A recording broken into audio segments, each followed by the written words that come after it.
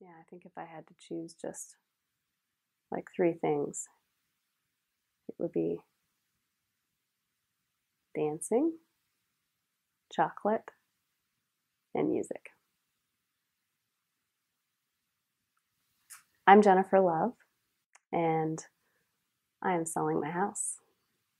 I've lived in this house for 10 years and have juiced it up with a lot of dancing and creativity and music and a lot of love. I've lived here with my two dogs, Blue and Scout, for 10 years. And this house has been so thoroughly tended to and loved. My former partner and I, Mike, have decided to dissolve our financial ties with each other, which is a really healthy evolution for us. And I have decided that the best way for me to participate in that is to sell this house that I'm living in and move into the house next door. We own both of these houses side by side, and we have for this house for 10 years, the house next door for 8 years. And the house next door is a little bit smaller in size, and it is a way for me to downsize financially in order to funnel my extra income into my creative life. So I'm really excited about a lot of creative growth I have planned in the next year, hopefully by the summer. I plan to build a wood kiln and a soda kiln. I've been donated a lot of brick from my teacher, and it is an amazing, huge gift. And yeah, it's such a huge gift. So what I plan to do with the brick is to build a large wood kiln with a soda chamber connected to the back. And the house next door just happens to have the right space for that.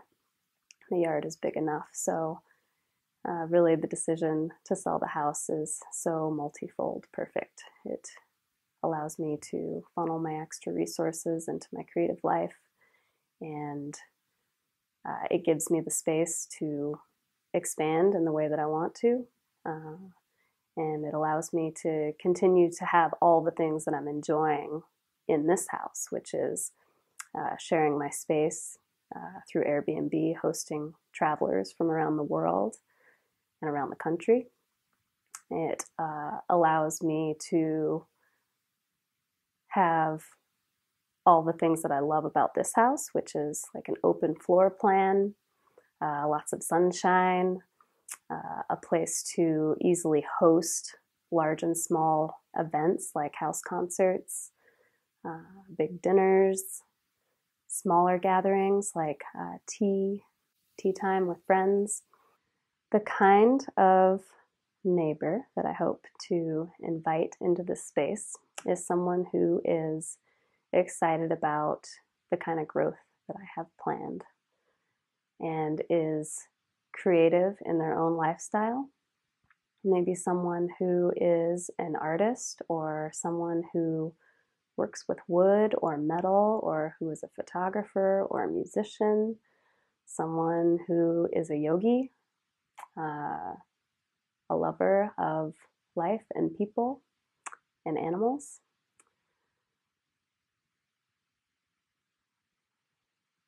Someone who loves connecting in an authentic and deep way.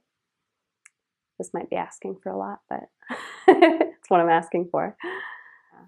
I have 7 weeks to do my own search for the right person, and then Mike and I have promised each other that we would put the house officially on the market by May 1st. So this is my own special period of time to call in greatness.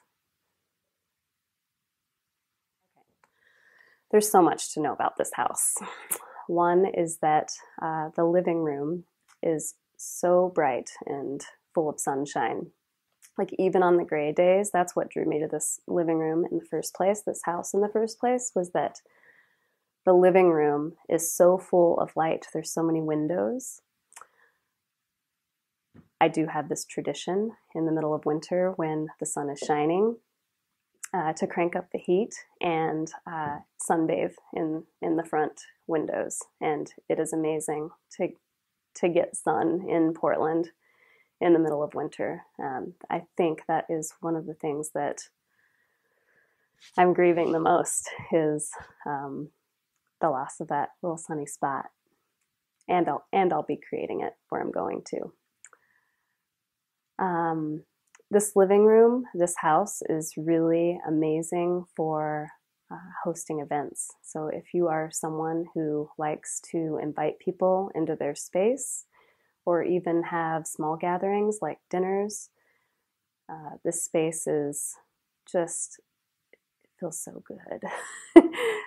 Beautiful, clean wooden bamboo floors and lots of light, and it just feels warm and bright and really awesome for entertaining in and living in.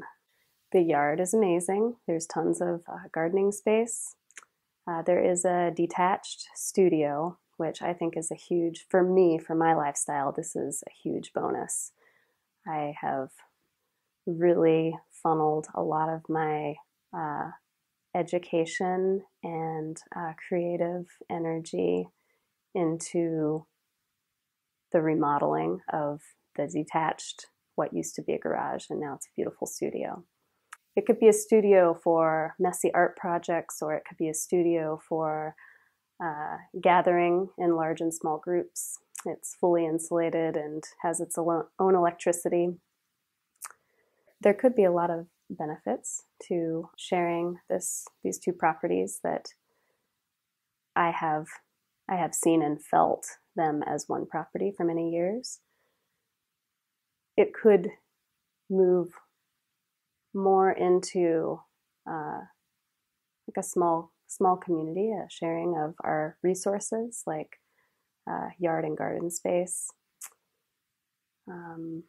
Or even if we weren't sharing yard and garden space, just sharing like a similar vision. And it would be really amazing to grow different fruits and vegetables so that we could pass them over the fence, or maybe just take the fence down and not have a fence. I've been caring for this house for so long, and I love to care for this house and the property.